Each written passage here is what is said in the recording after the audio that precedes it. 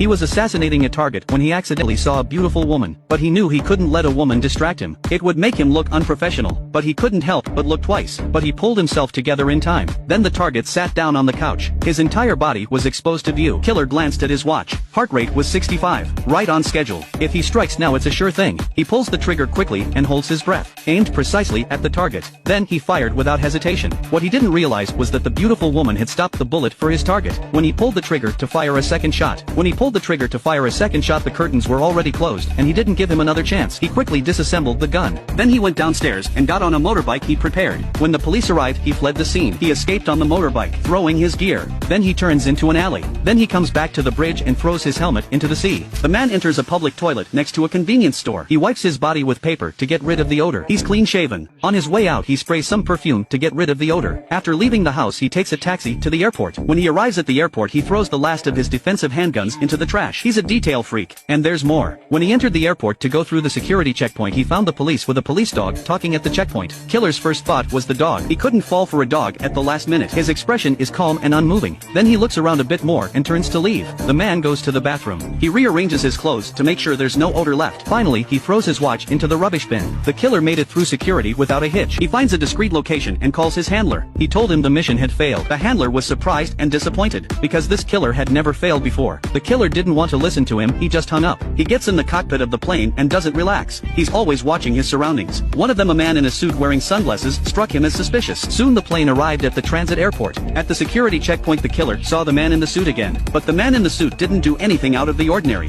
In the waiting area, the killer glanced over. The man in the suit with his legs crossed came into his view again. So the killer made a decision to give up flying for the time being. He stayed at the airport hotel, but he still couldn't let his guard down. He ordered a steak and had it delivered to his room. When the waiter leaves, the killer picks up the glass and the steak lid and walks to the door. The glass was placed upside down on the doorknob and the steak lid was placed directly underneath. If someone enters the room, the killer can react immediately. Then the killer sat on the sofa with a knife instead of eating. Spent the whole night on the sofa. The next day, the killer carefully opened a doorway. He made sure it was safe before stepping out. After getting on the plane, the killer breathed a sigh of relief. Soon the plane landed at the airport of the Dominican Republic. He drove to his secret villa. As soon as he arrived at the door, he noticed a pair of large suspicious footprints. The assassin immediately took out his pistol from the car. Dropping the car, he ran forward quickly, keeping an eye on the villa. After a short distance, he saw the footprints again. This convinced him that the villa had been attacked. But when he entered, he found no one. Inside the house was a complete mess. He picked up the landline and dialed a number. He learned that his beloved was in intensive care. He learned from his lover's brother that the assailants were a man and a woman. During the fight, his brother heard one of them. They left in a green car that looked like a taxi. The killer stabilized his brother. He promised him that he would never allow such a thing to happen again. The man digs up a spot in his backyard. He took the blanket and found a safe. Fingerprints unlock it. He takes 3 plastic bags out of the safe. The bags contained his secret weapon. Then the man gets in his car and wanders the streets. Finally, he found the green taxi that his brother had told him about. Late at night, he arrives at the door of the green taxi company. He bangs on the window to get the guard to open the door. But as soon as he opens the door, the killer puts on his hood and raises his gun.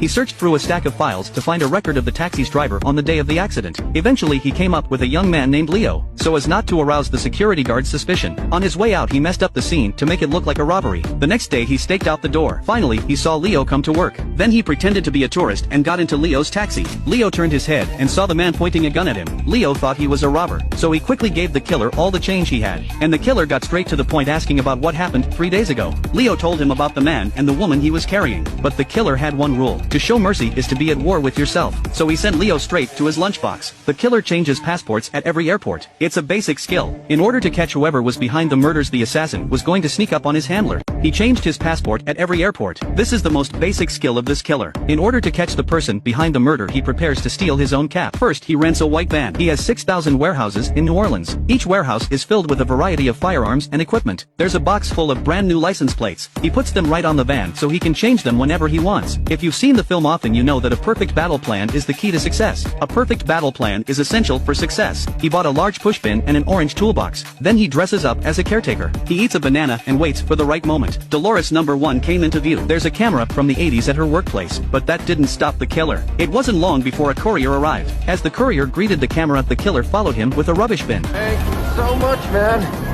You're a lifesaver. He calmly puts on his plastic gloves. When he saw the courier enter the 4th floor, he slowly followed him. Then he waited silently for the courier to push open the bulletproof glass door. The killer reads the time it will take for the door to close. When the door closed, he took 2 steps forward. He looked inside the door. Seeing that the courier was about to go out, he leaned down and pretended to drink. The courier pulls the door open. The killer drinks the water and times it. He doesn't want to involve other innocent people so as not to scare them. When the courier stepped into the lift, he stuck out his foot and blocked the door. Dolores was still unpacking the courier. He carefully pulled the orange suitcase out of the bin. Then he walked in with a pistol in his right hand. Dolores was just an assistant. There was a barrister Edward in the room. Edward's the one who spoke to the killer in the first place. He was surprised to see the killer, but he wasn't scared. Edward was there to reassure Dolores that it would be over in a moment. The killer took some black ties out of a box. He threatened Dolores and walked towards Edward and tied his hands to the chair. In Edward's opinion, the killer's actions were completely taboo. It could have serious and unforeseen consequences, but the killer was silent. He simply told Dolores to hide in the bathroom and left her to tie her arms with her own zip ties. Edward warned the killer not to do anything. The killer had all the money in the world because of Edward, but the killer just wants to know who did this to the love of his life. Edward says that since the mission failed, the client will want you to take responsibility. This is your punishment. Edward clearly didn't realize the danger he was in.